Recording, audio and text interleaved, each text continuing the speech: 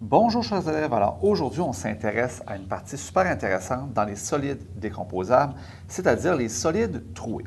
Un solide troué, c'est un petit peu plus complexe. Pourquoi? Parce qu'il faut bien se représenter qu'est-ce qui est visible et qu'est-ce qui ne l'est pas. Ici, j'ai un cube qui a été transpercé bord en bord par un trou qui est en forme de cylindre. Donc, j'ai décrit dans le haut de la page les mesures. Ici, j'ai un 40 mm. Puis j'ai un diamètre du trou, donc du cylindre, qui mesure 2 cm. Si ça te va, on va travailler tout simplement en millimètres. Pour moi, c'est préférable de travailler en millimètres, c'est plus précis. Donc, j'ai 20 mm ici. On aurait pu travailler en centimètres sans problème, mais là, on gagne en précision. À ne pas faire. OK? Puis là, tu vas te noter ça en haut là, de la petite case qui est déjà inscrite avec « Il ne faut pas faire ». Ne pas faire. Le cube moins le cylindre. C'est ce que la plupart des élèves font comme erreur. Ils calculent la totale du cube, la totale du cylindre et ils soustraient. Mais ça ne fonctionne pas comme ça. On va y aller étape par étape. Je vais te montrer pourquoi il ne faut pas le faire. Donc, je vais surligner ici parce que c'est important. Donc, ne pas faire le cube moins le cylindre. Et on y va tout de suite. On va commencer par l'aire totale du cube. Donc, première étape, on va faire l'aire du cube. On ne va pas s'enfarger les pieds dans les fleurs du tapis, c'est un cube. Donc, l'aire, c'est base, en fait, c'est côté fois côté, c'est côté à la 2, c'est l'aire d'un carré. A égale 40 à la 2.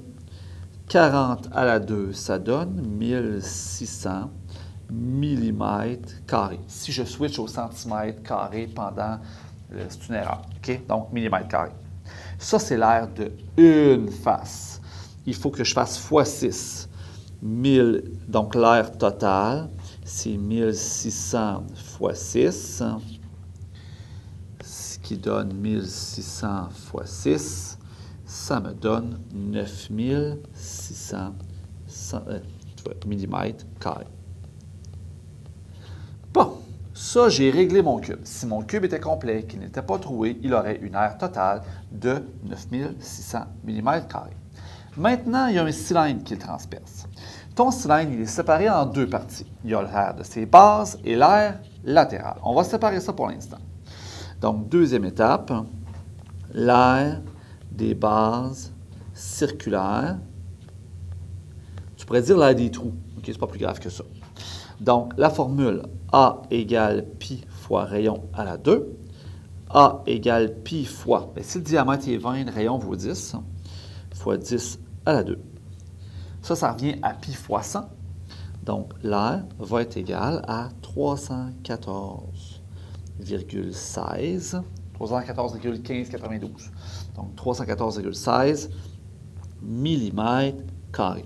Ça, c'est l'aire pour une base. On gérera pour deux bases tantôt. OK?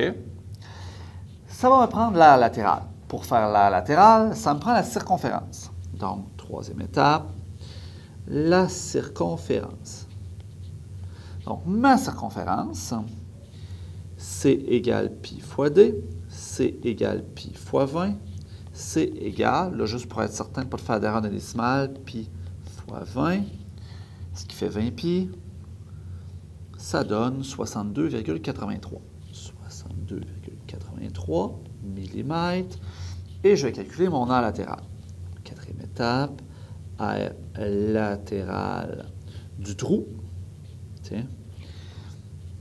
AL égale C fois H. AL égale 62,83 fois. La hauteur, comme c'est un cube, bien, la hauteur, c'est aussi 40. Hein? C'est 40 dans les deux sens.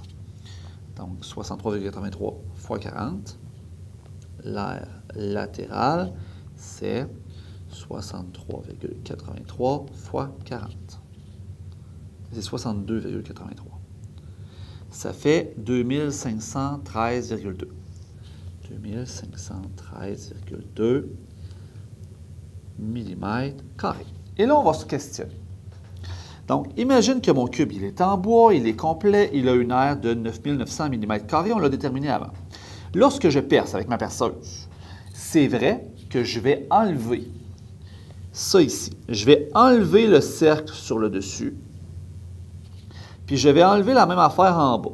Okay? Donc ça, ce sont des parties que je soustrais. Je les enlève. Mais la partie d'air latéral là, que je suis en train ici là, de peinturer, là, qui est à l'intérieur et qui va de haut en bas ici. Là.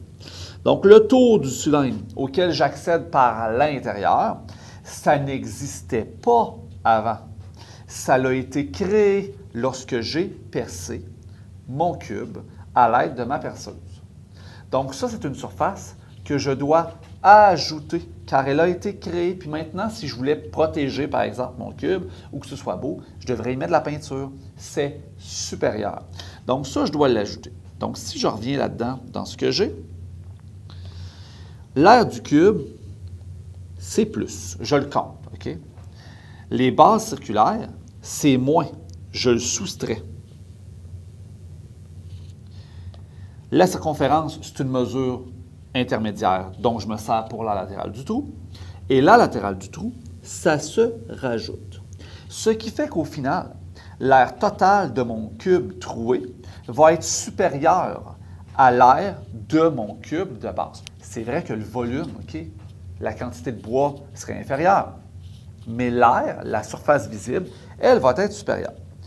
Donc, je suis prêt en 5 pour faire mon air total. Donc, AT est égal à l'air du cube, 9600, moins l'air des deux bases, donc 2 fois 314,16, parce qu'il y en avait deux, tu aurais pu faire x2 pendant ta démarche, plus la latérale, 2513,2, ce qui va me donner mon air total. On va aller calculer ça. Donc, 9600 moins 2 fois 314,16 plus 2513,2. Ce qui va te faire une aire totale, alors que c'était 9600 au départ pour le cube, de 11 484,88 mm². À ne pas faire, et là je te ramène à la consigne que je t'avais donnée au début, ne pas faire l'air du cube moins l'air du cylindre, parce qu'à ce moment-là, si tu fais l'air total du cylindre et que tu la soustrais, tu vas finalement enlever l'air latéral de ton cylindre, alors que c'est une surface créée que tu dois additionner.